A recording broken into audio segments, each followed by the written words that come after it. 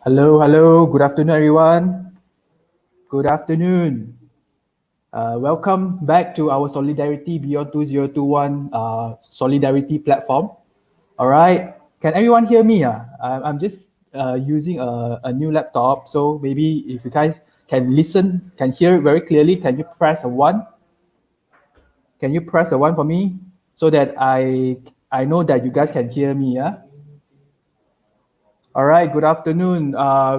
Beng Kian here. Thank you so much. Been seeing you almost every day. Raksha, thank you. All right, thanks Elaine. Yeah, thanks for the feedback.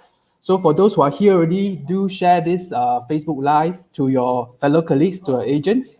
All right, I hope that more people join in, more people can listen in, and more people will be benefited from our training session. Okay, for those who are new here, all right, probably this is the first time you tune in. So do register. As you can see on the screen, there's a QR code, yeah? So this QR code will able to allows you to register yourself, okay? And for your information, this sharing session, this platform, Solidarity Beyond 2021 platform, is brought to you by three agencies in solidarity, namely CBD Properties, Esprit Estate, and Perfield Property. Thank you so much once again to everyone who tuned in today. All right. I'm not sure whether you guys are back to business now.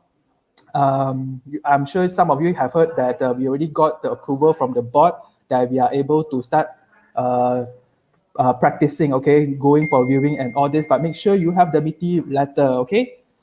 All right. So I hope more people start closing deals. In fact, from our side, their agents are slowly moving and we see the bookings are coming in. Okay, now, as usual, this is our social media platforms that we have. So far, those of you here, I'm sure you guys are either from Facebook or from YouTube channel. Yeah.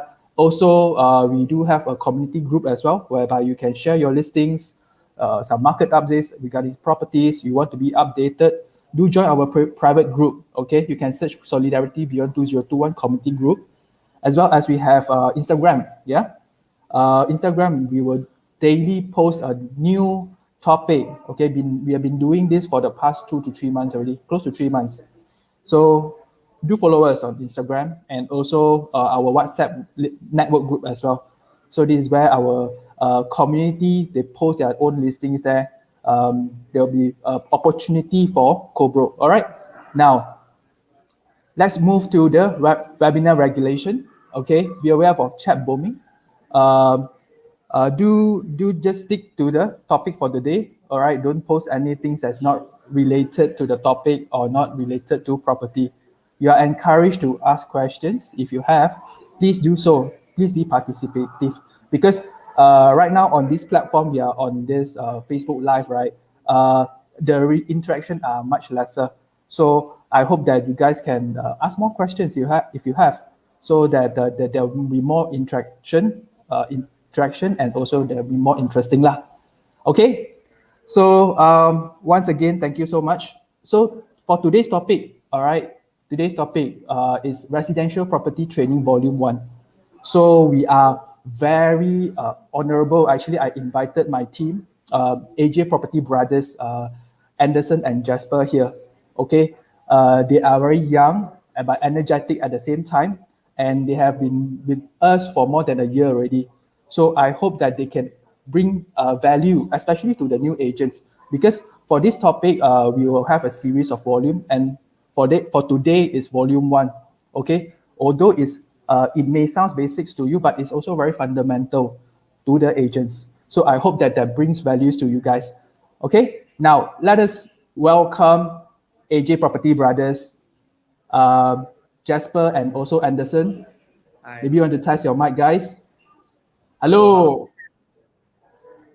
Hello. Hello. Jasper, I think you are muted. Yeah, Hi, hi can you hear Anderson. me? Good afternoon. Hello. Hi. Yeah, can hear loud and clear. Can Everyone hear me can clear hear, as right? well? Yeah, yeah. That's great.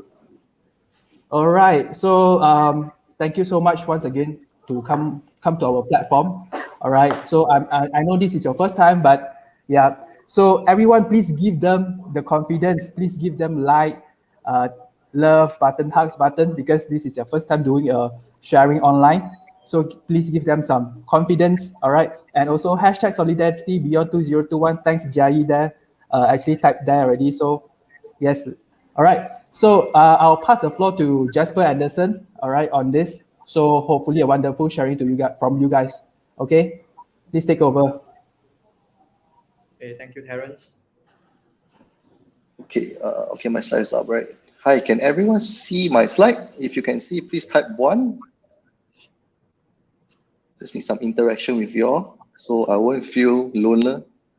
I have my partner here, Anderson, but I really need some interaction from the floor, actually. Okay, great. At least one respond to me, Derek Low. Thank you so much, Derek Low. Okay, guys. Thank you so much for taking your time and tuning in to this session. Okay, so today we will start off with Residential Property Volume 1. For the next following few days, ESP platform will also come up with few other volumes. So hope you all will catch up on us, sit in by 3 o'clock same time, and we will share you more knowledge. Okay? So let's move on. Hi. So today, this is our agenda. I will be covering a little bit of market knowledge, and I will go in depth into type and physical difference as well of real estate properties in Malaysia. And my partner Anderson will cover of type of land title and selecting the right direction for your clients. All right, let's go. Okay, guys, I'm not sure about any one of you know about this. One interesting facts I found on the source, basically all the source found on UNCHS and the World Bank as well.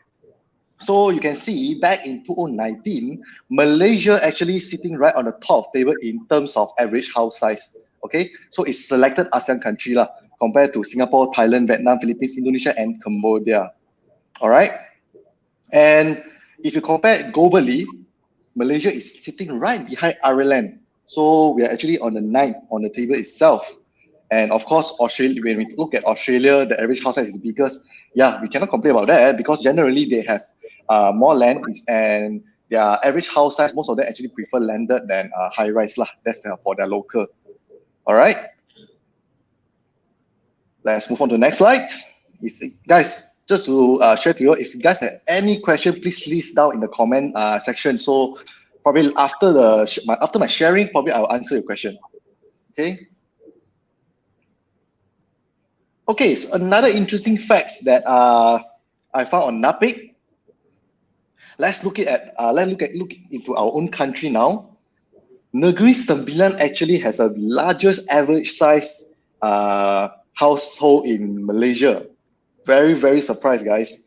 Because all this while I always thought Kuala Lumpur got a lot of nice bungalows, like 70, got a lot of nice condominium. But actually, Negeri Sembilan is actually the largest average size in terms of house size in Malaysia. Can anyone answer me why?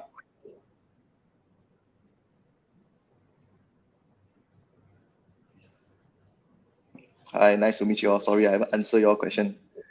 Can anyone answer me why Negeri Sembilan is the largest average house size in Malaysia?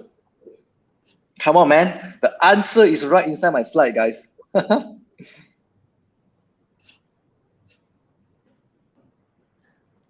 Yes, that's right. Actually, Adrian is right, definitely. Come on, man. There's one answer is actually can be found on my slide, guys. Very clear. Let me check again. Yeah, it's there. The answer is there. Come on. Correct. You see.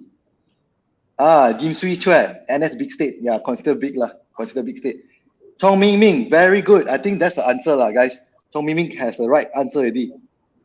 Mostly are landed properties. Yes, if you guys know about Sendayan, a lot of new upcoming project, and mostly all the new upcoming project in Sendayan is all landed, guys. It's all either terrace or semi-D. And of course, the average house landed is around, we are looking at around 2475, 2275, and minimum average size we are looking at 1,500 to 2,000 square feet. Am I right? So hence, Negeri Sembilan is currently sitting at the top of the list. They actually are the biggest average house size in Malaysia. While look at Kuala Lumpur and Klang Valley, we are actually considered the smallest in the country. Reason being, because nowadays a lot of developer they like to build studio unit. Correct or not? Correct me if I'm wrong. Let's look at Edelweiss. Let's look at Union Suite. Let's look at Greenfield. A lot of upcoming new Soho unit, new studio unit. Hence, Klang Valley is sitting at the last lah. All right.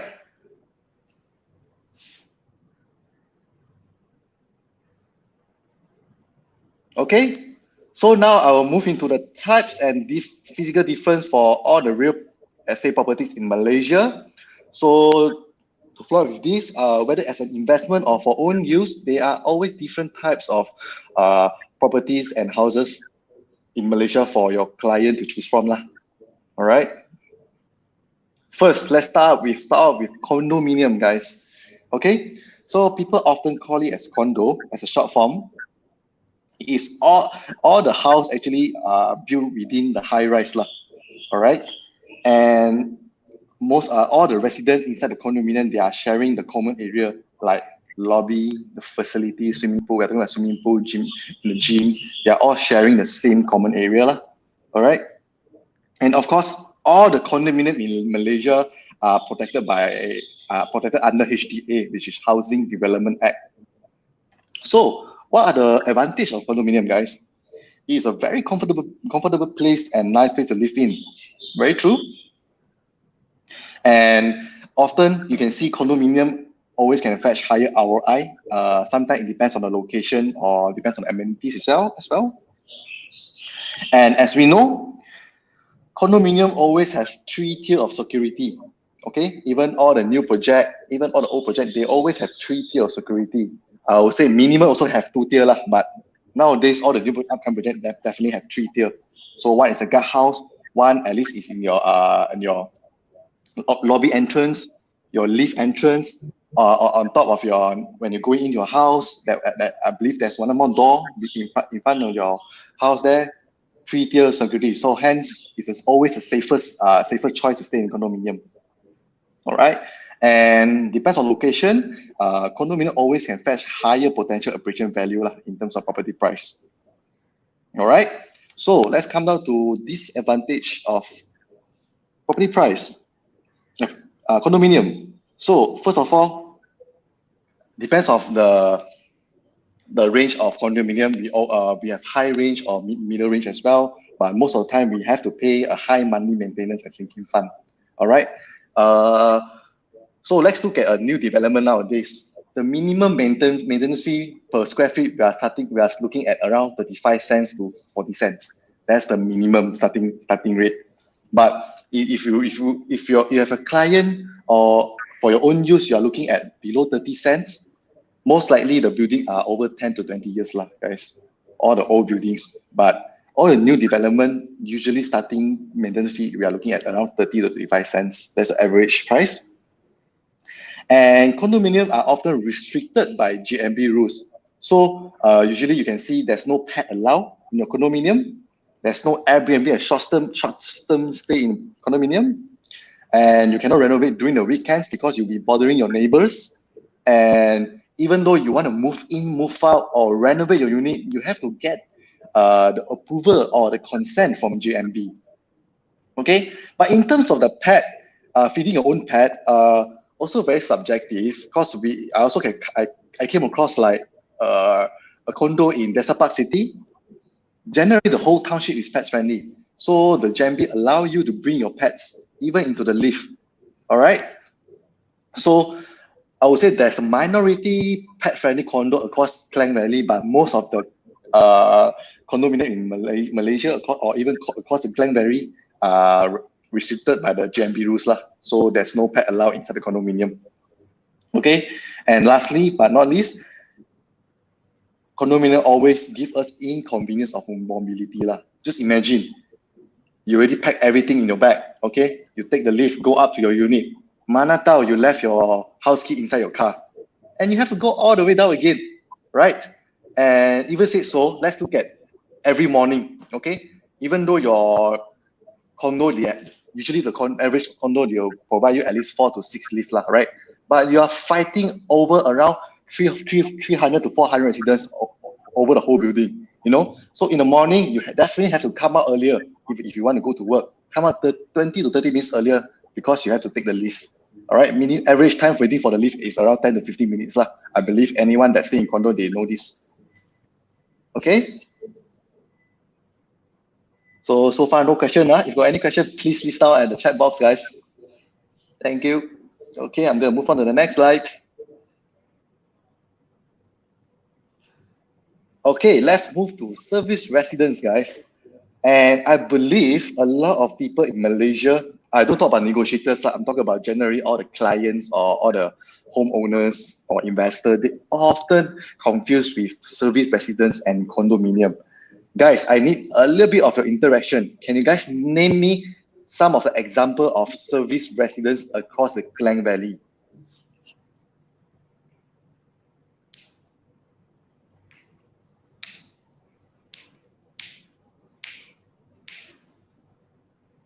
I repeat the question again, guys. Can you guys name me some of the example of service residence building across the Klang Valley?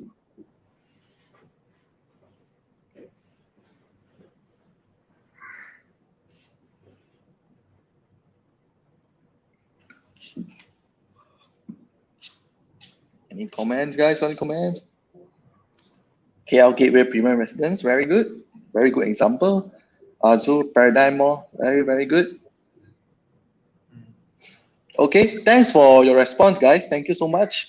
Okay, so actually I have exactly, I'm actually waiting for that answer actually, because my answer actually is in the slide as well. Thanks, Benkian. Okay, Tropicana Gardens is a perfect example of service resident across the Klang Valley. And as we know, service resident always come under commercial title. Okay, that's a big difference between condominium and service residence. And condominium is always residential title. Okay, but of course, some service resident actually covered under Housing Development Act as well. Hence, you can actually transfer your utility bill under residential title. Okay, moving on to my slide. So usually, I would say most of the service residents always are attached with commercial area, shopping malls, or corporate or office unit of office tower. Am I right? Okay. So from the photo itself, you can see I actually share Tropicana Gardens example. Okay, this is a prime example. They have 4 towers and one upcoming tower called Edelweiss is coming up as well. It's right above the shopping mall itself. Okay. So what are the advantages of service residence, guys? Let me share to you all. Ideal for commercial use, definitely right. So most of the service residents, investor or actually depends or even homeowner, they like to transform the unit into Airbnb or short-term stay strategy. For example, another example, which is Alila Bangsa. I'm sure a lot of agents know about this building, yeah. So actually, generally, the whole building, right, I would say 80% is managed by property management, okay? Or actually go under short-term stay instead of long-term stay. Okay, that's a very good example, Alila Bangsa. Okay, so generally, service is always very, very happening. Why?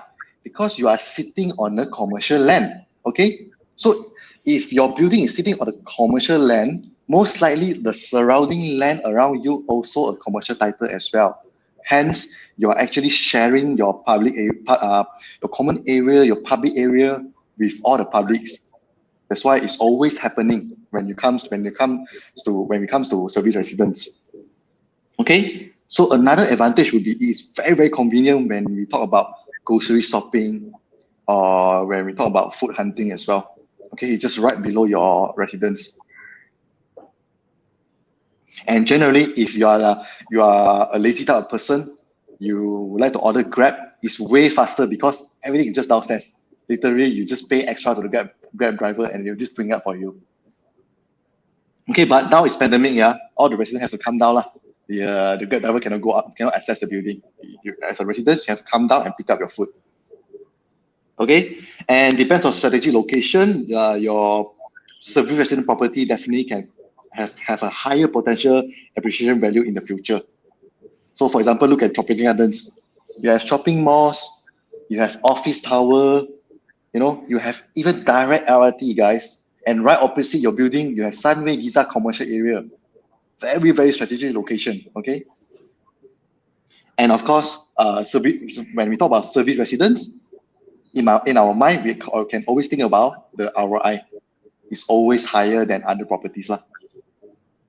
Okay, so what are the disadvantages, guys? Higher water and utility bill, higher property assessment tax, and higher quick rent. As I highlighted earlier, some of the service residents is covered under HDA. Okay, hence you can actually transfer your utility bill under residential title. Then you can cut your cost lah. Okay, and yes, less privacy than condo because you are actually sharing your building with the publics. Like as I highlighted earlier also, your building is actually directly connect to the mall. So you're actually sharing with the public. So definitely you can, there's always some noise complaint, you know, okay. Okay, thanks. So far, no question. If you have a question, please list it down, yeah, guys. I'm going to move on to my slide. Next slide. Okay, now we talk about penthouse. Okay, actually, penthouse is the same topic with condo and service residence, but I would like to highlight here lah, because penthouse is considered like a premium listing, luxury listing. All right, so of course we all know penthouse is sitting right on top of all the residences buildings lah. Okay, as we know, penthouse is always considered a higher end type of property. From the photo you can see, this is an example of the penthouse. This listing is at St. Mary residence in Kuala Lumpur. It comes with his own private lift, private lobby, and even private pool, guys. Okay. Perhaps this is why everyone often call penthouse as the bungalow in the skies. That's how you, as a negotiator, that's how you sell to a client, bungalow in the sky. All right. So what are the advantages of the penthouse, guys? Let's check out. Yes, you have a lot of special facilities on par with like a bungalow actually, but it really depends on the developer and depends on what type of building. As I said, some penthouse actually come with their own swimming pool, all right, their own gym. Okay, depends on the building, depends on the developer. And of course, always penthouse is sitting right on top of the building. You always have the spectacular view lah, compared to other listing. So you can see the St. Mary residence directly viewing the KLCC, guys. So you imagine you spend your New Year time with your partner, with your family here at this residence. All right. So what are the disadvantages of penthouse? It's a luxury property as an investment. Okay, it's only meant for a handful of buyers. So for a negotiator or for anyone that managing any owner's penthouse, guys, your owner definitely work hard enough to pay off the loan lah. Okay, not everyone can afford it. All right. So limited open space. Yes, compared to terrace, compared to semi-D, compared to bungalow, you only have certain space area lah, which like you see like swimming pool or a little small patio only. But whereas when you look about terrace, we got all the open space you can walk up. All right. And maintenance fee is relatively higher. Yes, as I highlighted earlier, like when we talk about in terms of your size, the minimum size of penthouse we are looking at 2,000, right? And 2,000 is considered small. You know, like Tijani Bangsa, Tijani Bukit Tungku, the property size is around 3,000 to 4,000. So you imagine, guys, 40 cents per square feet. Okay. And of course, they share the same, penthouse share the same advantage, just like condo and apartment. It's inconvenience in terms of mobility lah. Okay, because you still have to wait for a lift. But one good thing about penthouse is you have your own direct lift. Okay. Let's move on to the next slide.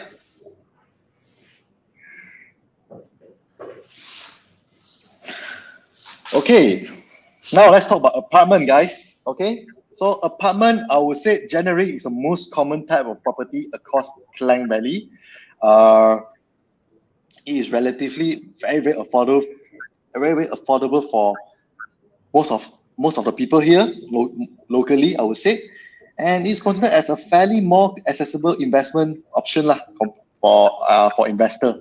All right, I believe most of people here started off staying apartments first. All right, then slowly they'll upgrade themselves to a terrace. You know, when they make it, upgrade themselves to semi to bungalow and move on lah.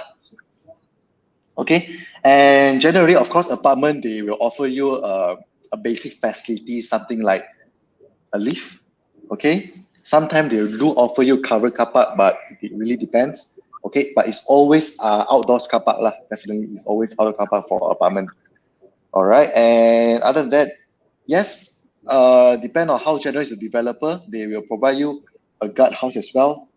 I believe most of the most of the apartment nowadays, they will offer you a guard house, okay? Even though those apartments already past more than 30 to 40 years, their residents actually come up with their own money maintenance fee to pay the guard, okay? Because why?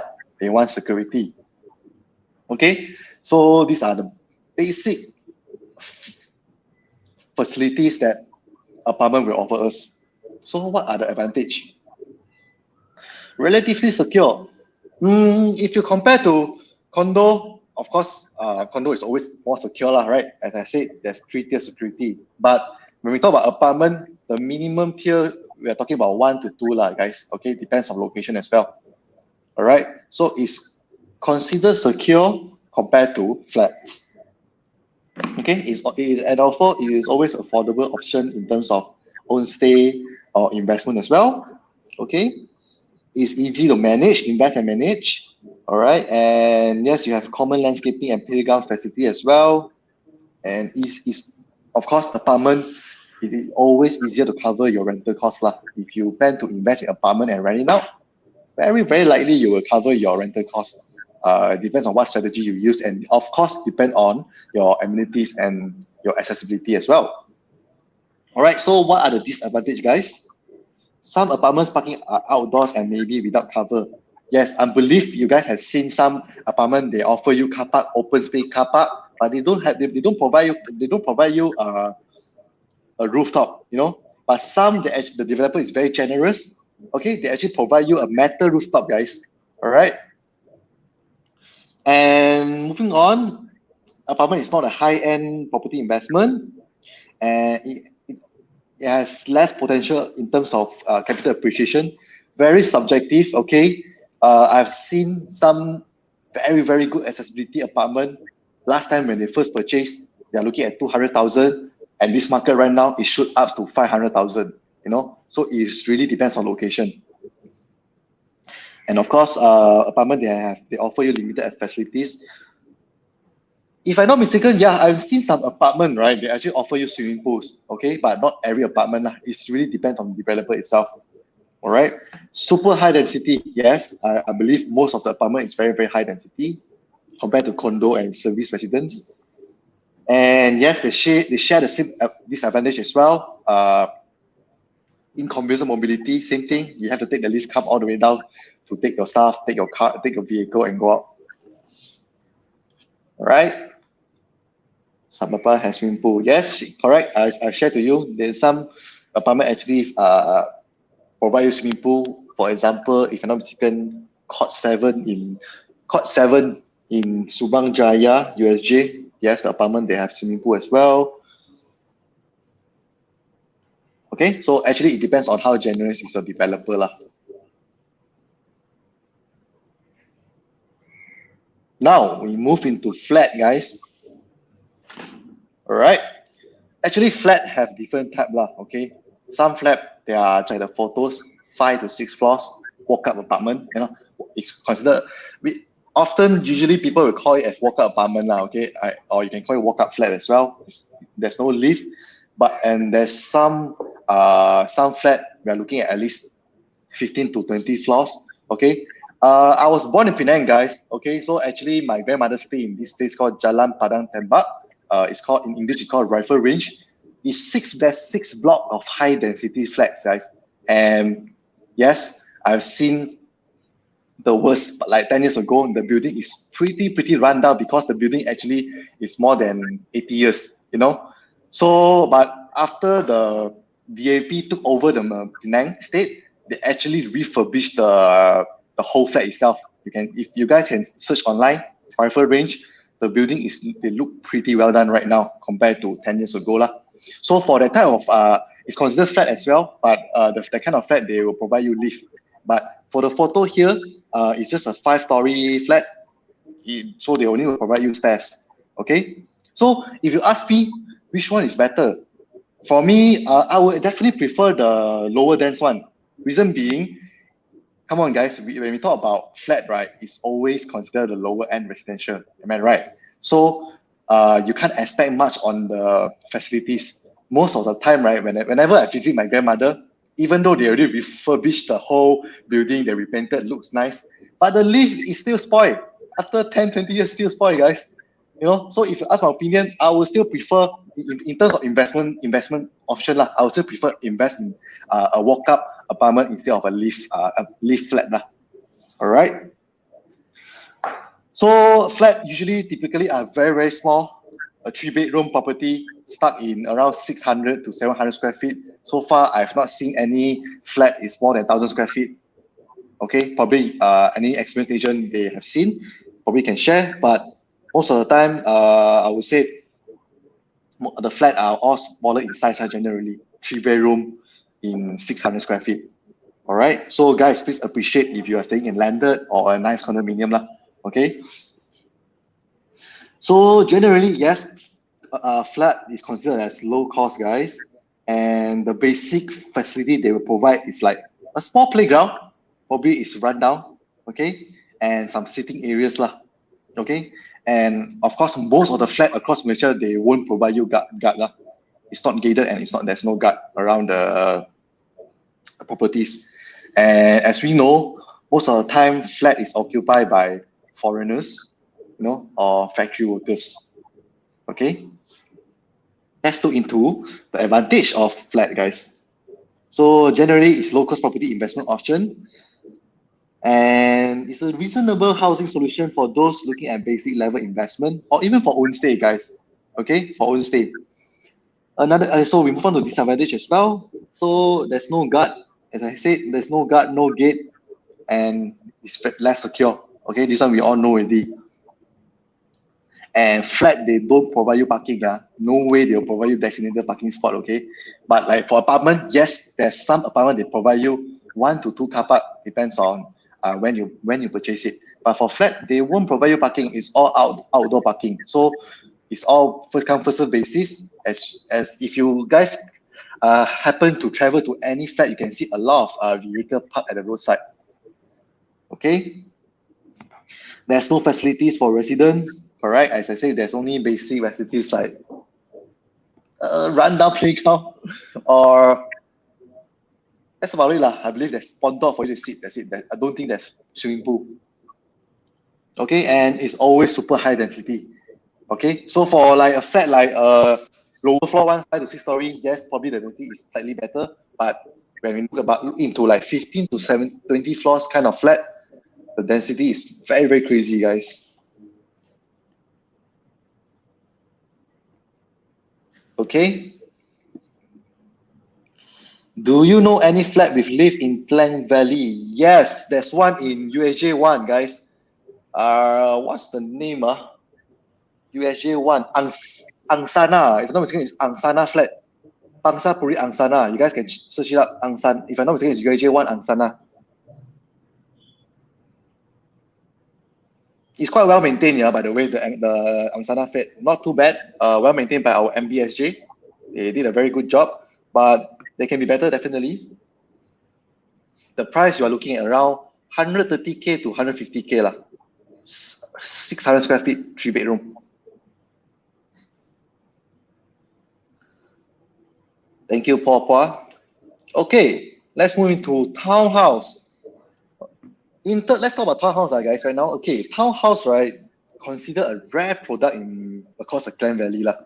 I'm talking about Klang Valley right now lah, okay? Reason being,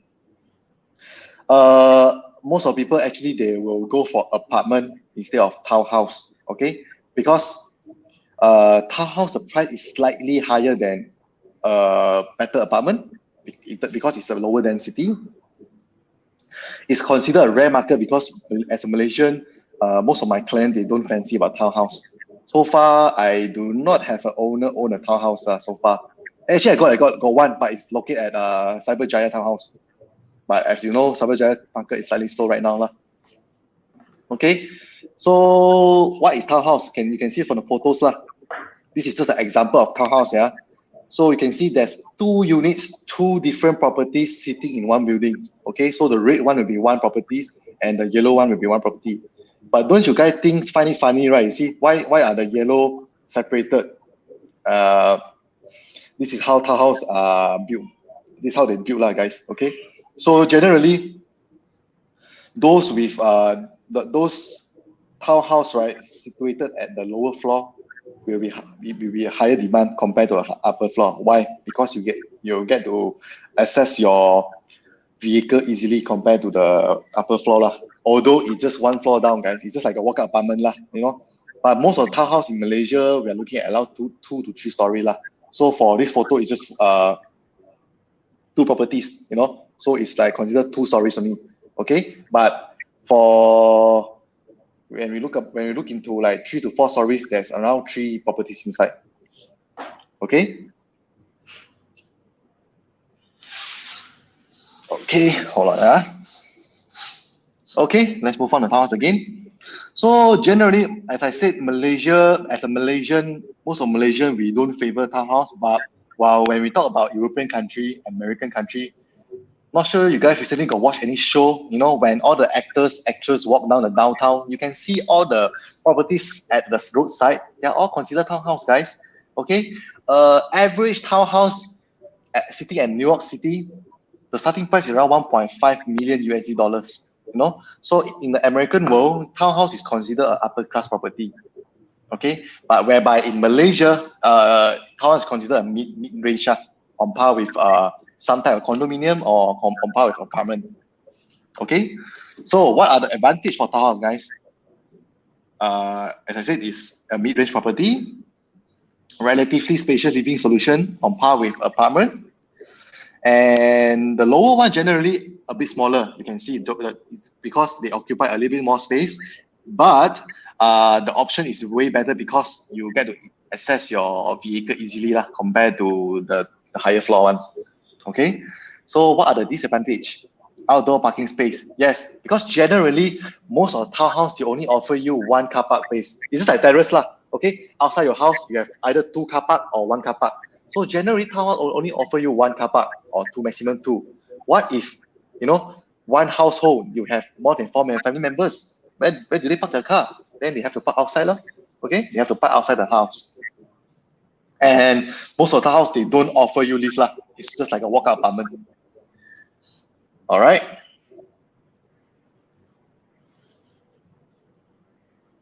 Okay, now let's move into terrace house. Sunway, like how like the why? Yes, Sunway Joe Lake is a new townhouse. 2 properties in 1 building. Yes, I got 3 owner listing already. Some owner contacted me to list their house. Okay, let's move to terrace, guys. I believe a lot of negotiators here have been working on terrace lah. I would say is the minimum skill in the real estate industry lah. If you don't work in terrace, no way you can upgrade yourself into semi bungalows or industrial and commercial lah. The minimum skill you have to work on that condominium, apartment, and terrace first. All right. Okay, guys, need some interaction from you all. Can you guys share me some of the example of layout of terrace?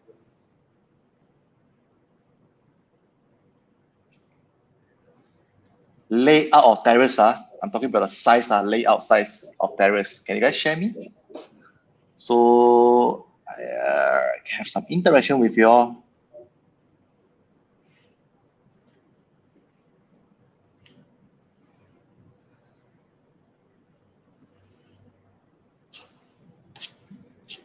Okay, so let me repeat my question again, guys. I would like you all to share me some example of size of terrace. Yeah, thank you so much, Lawrence. Thank you so much, Jessica. Thank you, Bing Kian. And thank you, educational controller. Yep, these are example. You guys can check out your comments. Yeah, a lot of people actually share some example. So generally, let me share to you the general size lah. 2275, 20 by 60, 2475. These are the general layout size across Klang Valley. I believe you can find all these size in every township lah. All right, and of course, there are even smaller size. We are looking at 1560. That's considered as a compact house also lah, but it's still considered terrace, okay? Just under a low cost title. All right. So the biggest feature of terrace house, right, guys?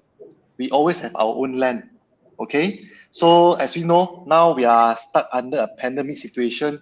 You can see, I'm not sure about you guys who use Instagram. I've seen my friend actually set up a pool for their babies to swim outside their house, and even some of them, they actually play badminton outside our house, okay? But if you stay in condominium, sadly speaking, you only can do your activities in your house lah, all right? Because all the facilities inside the condominium, they actually shut down due to the pandemic situation. But if you stay in terrace house, you got all the freedom to yourself lah, guys, okay? And of course, your vehicle can park right outside the car lah. I believe that's the only reason I prefer terrace over apartment or condo, because I can park my car right outside my house. Okay, so let's move to the advantage of terrace, guys.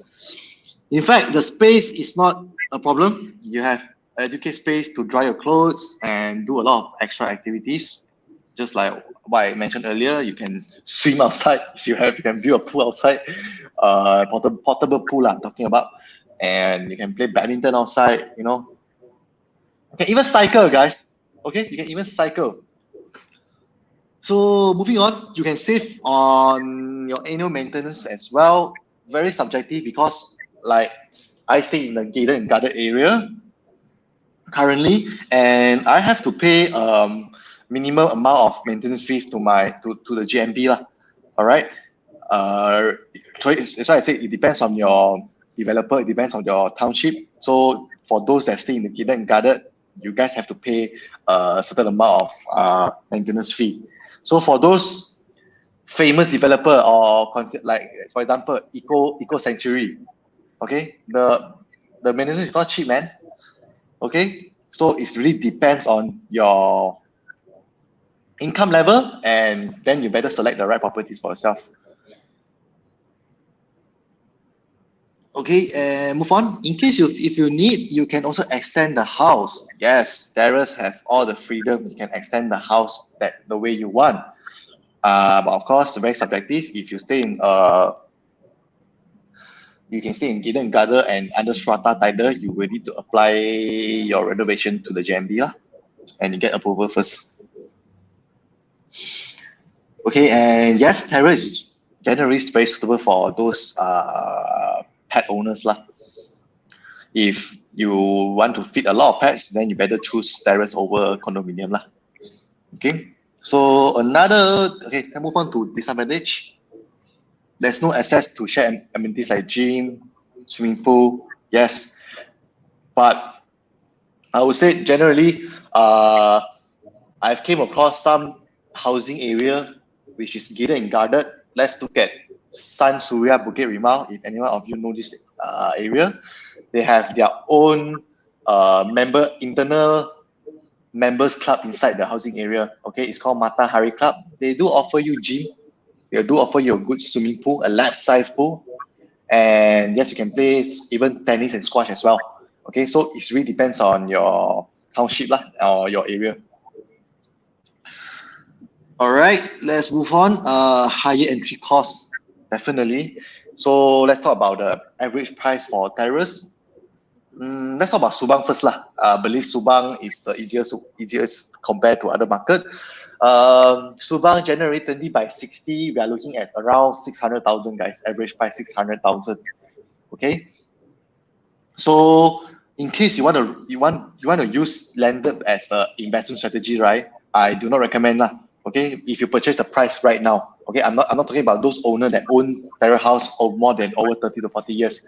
Yes, they probably can make money right now because they purchased the house at around 200,000 and they're renting out at 1,500 to 2,000. They definitely make money, guys.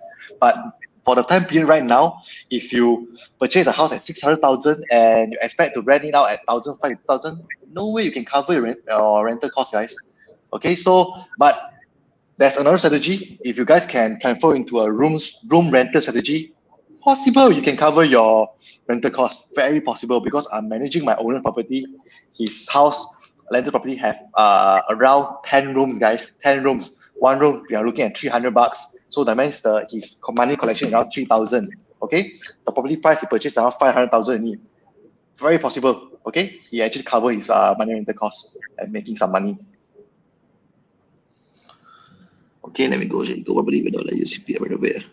Yes, Lawrence, correct. That's why I said it's very subjective. It depends on your title as well.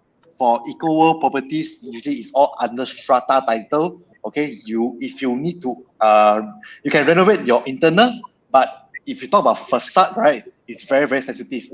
You can try to apply through the JMB, but whether or not you have to get the approval lah. All right, but most likely, if you want to change the whole facade, I don't think you can get it. But minimal extension, very possible. All right. Okay, let's move into semi-detached house. So most of us, we always call it as short form lah, semi-D. Okay, we don't call it as semi-detached lah. Okay, so what is semi-D, guys? So semi-D is two properties in one building. Okay, so what does it mean? It is two adjoining units, side by side. Okay, side by side, and you have your own land size as well. Okay, but sometimes you also came across semi-D is back to back as well. Okay, it's back to back. So back to back, we call it as cluster semi-D. All right. So what are the pros for semi-D? Very, very spacious. All right, because we are minimum size of semi-D, we are looking at around 30-80 or 40-80. Minimum, there's 4 to 5 bedrooms lah. So it's ideal for a big family. Okay. And you can have your own small garden and small yard, which is very, very true. But sometimes you also came across something like a zero lot semi-D. Then you have only a small, tiny space size. But of course, as a homeowner, if you have the money to purchase semi-D, right, definitely you want your own land size, guys. All right, this is just a general point of view lah. Okay, then you have always better privacy compared to double story lah. As I said, you only share the wall with one neighbor. All right, then another neighbor is actually quite far apart already because you have your own land size. So the privacy is always better than terrace lah. And it's always suitable for pet owner, just like terrace. Yes, definitely suitable for all the pet owners. So what are the disadvantages for semi-D? It is not a good rental investment. Yes, because you see, some of you may ask me, hey, just now you mentioned terrace, you can turn into a 10-room property. Why semi-D you cannot do it because it's bigger size? You can't do it because semi-D you are living with considered an upper class neighborhood. All right, if you turn into a room rental investment strategy, the neighbor will definitely complain to your JMB, man. All right, and generally most of the semi-D is gated guarded lah. Okay, in terms of security wise, it's always better than terrace. And high cost is not everyone can afford it. Consider true because semi-D is considered a high-end property. So guys, if you want a semi-D or you want a bungalow, start working hard, guys. Okay. So far, got any question? Let me check through. Okay, no question. If got question, please list down again. Last but not least, let's talk about bungalow, guys. Okay, these are interaction of you. How many of you, your last goal is move into bungalow? Yes, please type 1, guys. Please type 1. I need some interaction. Because myself, I definitely want to move to bungalow lah. Please type 1 if you want to move in bungalow, guys. 1. Raksha, yes, you definitely get it lah, Raksha. I saw your hard work always. Okay, Thank you so much, Sham. Thank you, Jeremy. Okay, bungalow generally in Malaysia, we only use one term lah, bungalow. Whether it's detached house, whether it's villas, whether it's mansion. Okay, but let me explain words by words lah. Bungalow and detached house share the same meaning, definitely. But in terms of villas, villas usually we use to describe properties as detached properties, stand alone nearby the coastside or countryside. All right, and while we talk about mansion, usually mansion is double size of bungalow. So what type of people is staying in a mansion? Celebrity, athlete, famous athlete, politician, okay, or royalties. They are definitely staying in mansion lah. Generally mansion, right? The land area is, I would say, is double of the size of the bungalow itself lah. Bungalow, you have a decent land size at least, but mansion, definitely you have double size for land size. All right. How about Penang Shineville Villas? Shineville Villa, if I'm not mistaken, is nearby the coast side, right? Correct me if I'm wrong, because I don't focus in Penang, Sadayo. But if I'm not mistaken, Shineville is nearby the coast side, right? That's why hence they name it as villas. But in Malaysia, right, as I said, this, yeah, correct lah, it's nearby the coast side. If I'm not mistaken, it's nearby the beach one. That's why they call it villas. So generally, as I said, it really depends on developers how they name their properties. So bungalow is just a generic kind of name lah, okay? But whenever you want to name your properties nicer, yeah, I call it villas, man, okay? Or I call it a mansion. It's just a more bombastic name lah to name your development. But yes, to answer your question, Shineville Villas is situated nearby the coast side in Penang, so hence they call it villas lah. All right, so bungalows are built up exceeding around 10,000 square feet, but that's just an example. Actually, you can actually build a bungalow around 2,000, 3,000 square feet. It depends on your liking, because to own the land, guys, okay, you just purchase the land. What size you want to build, just build yourself. It depends on you. You can call it as a bungalow also, okay? Even your property size is 2,000, 3,000 square feet only. Generally, for myself, I actually prefer a 2-story bungalow only. I don't really like a 3-4-story bungalow. Tiring, man. You need to walk up and down. Although, yes, I got my own lift, but it's very far lah, guys. Because I have friends they mentioned, I try to visit. A lot of effort to walk around lah. Or probably, if you're rich enough, you can get the, what is it called? What is it called? The thing, Segway. Segway. You move around with the Segway. All right, but that's just an example, an idea lah, a dream, guys. So what are the advantage of bungalow, guys? Yes, your privacy is super high compared to semi and terrace. Reason being because your land size is very huge, guys. So your neighbor is very far apart. So you have all the privacy to yourself. Okay, then you have spacious indoor, in terms of indoor, outdoors. All right, ample space for parking or doing any kind of activity outside your house, and of course you have extra area for construction. For some house owner for bungalow, they actually build their own swimming pool. You know, as I have some owner actually they build their own gym. That's my dream also, guys. Okay, and I also have seen some listing, right? They even build their own man cave, guys. Man cave. If you don't know what is man cave, please do a research lah. All right. And it's always convenient for large families. So, for example, I'm not sure any one of you actually watch a lot of Hong Kong TVB. Those Hong Kong, for example, Ka Ho Yun is a very old show, right? You can see the show. In the show, there's around 3 to 4 families staying in one house. Hence, usually bungalows, right, is suitable for at least more than 6 to 10 people lah. If you have 2 to 3 person, you stay in a bungalow, damn, this is very scary, guys. All right. Okay, move on to the disadvantage of bungalows. It's a super high-end residential properties compared to other properties. Okay, and significant cost is involved, definitely. Let's talk about the maintenance fees, guys.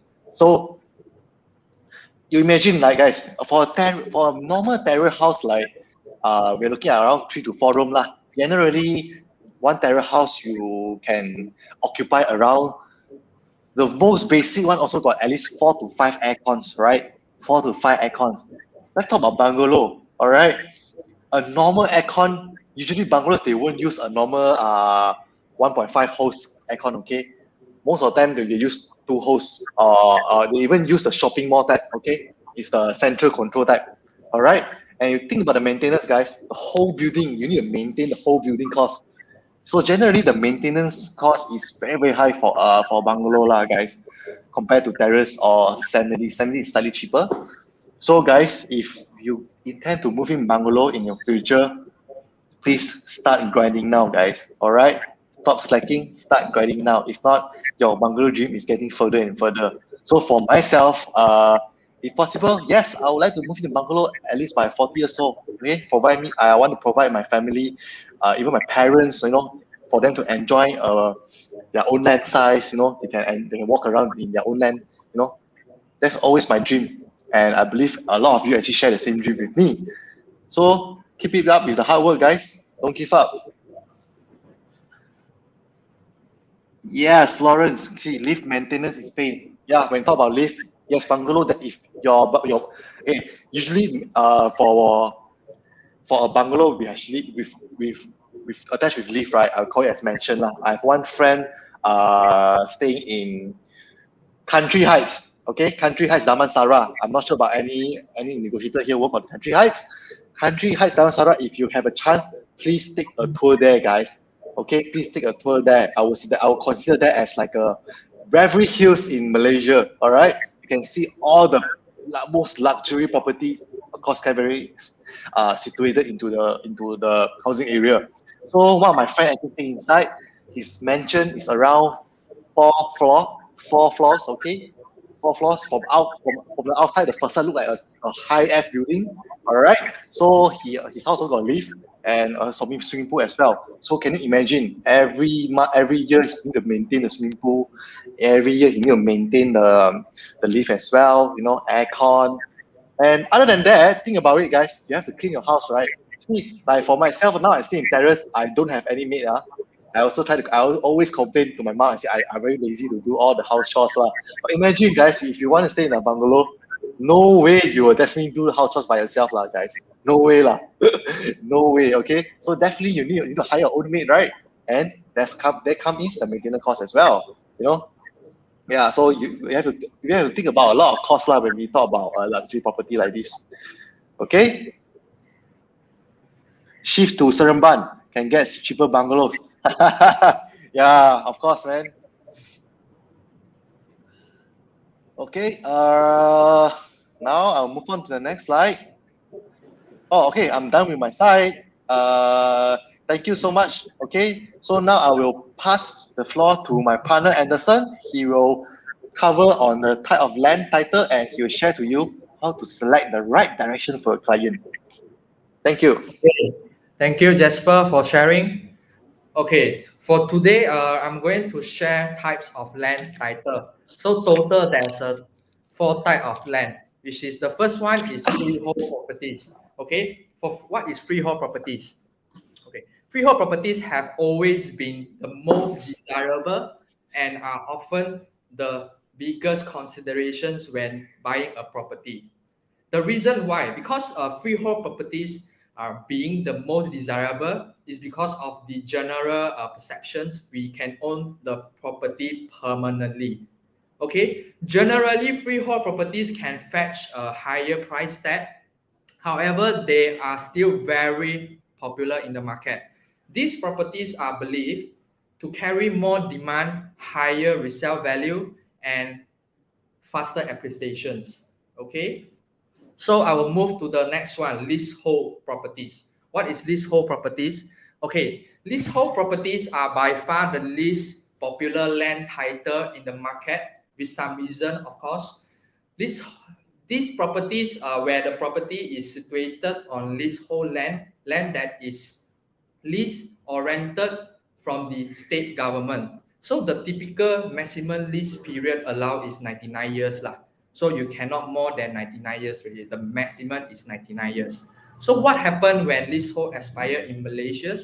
When the leasehold expire in Malaysia, the land shall be returned to the state government. So if the property owner, let's say if the property owner want to extend the lease, they need to pay premium. And also, as the maximum tenure is 99 years, owners can only extend their lease to the maximum of 99 years. For example, I give you guys for example, okay, if they have 20 years left on the lease, they can only renew the lease for 79 years. Okay, so you guys clear? Okay, so I will move to the next one, which is Bumi lot. Okay, Bumi lot are open for sales or lease only to Bumi Putra. So what is Bumi Putra inclusive?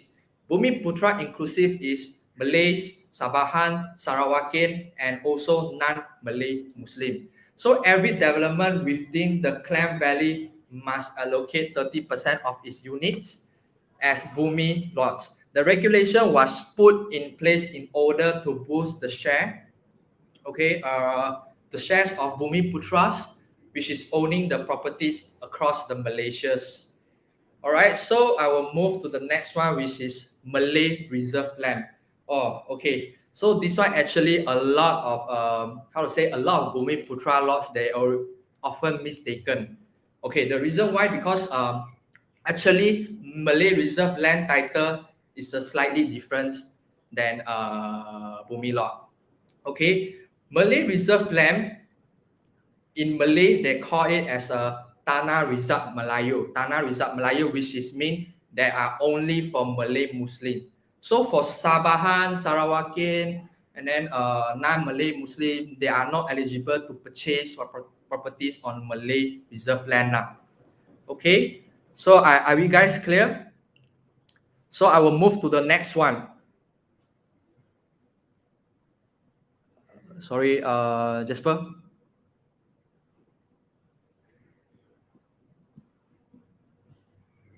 Okay, all right. So today I'm going to talk about low-cost house in Selangor. Okay, all right. In Malaysia, there's affordable housing like Rumah Wik and low-cost Rumah Wik, Rumah Selangorku, and low-cost property.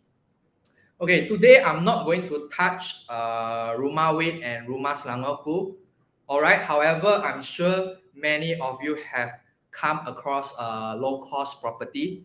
For your information on low-cost property, every state have different requirements, because we all know that land is owned by the state government. Hence why, for example, the requirements to purchase, let's say to purchase a low-cost property in Penang, it would be different than Selangor. All right, so I would like to share the requirement to purchase a low-cost property in Selangor. First thing, you must be in Malaysian citizen and must be above 18 years old, and also a resident in Selangor. So for this low-cost house, you must own at least 5 years, which is you cannot sell it in this period of time. So you have to own it for 5 years. After that, only you can sell it. So 1 unit per household must stay or work in Selangor or Klang Valley. So for this for this low-cost house in Selangor, there's a price range for the property, which is 100,000 to 100,000 and below. Your total household income must not more than 5,000.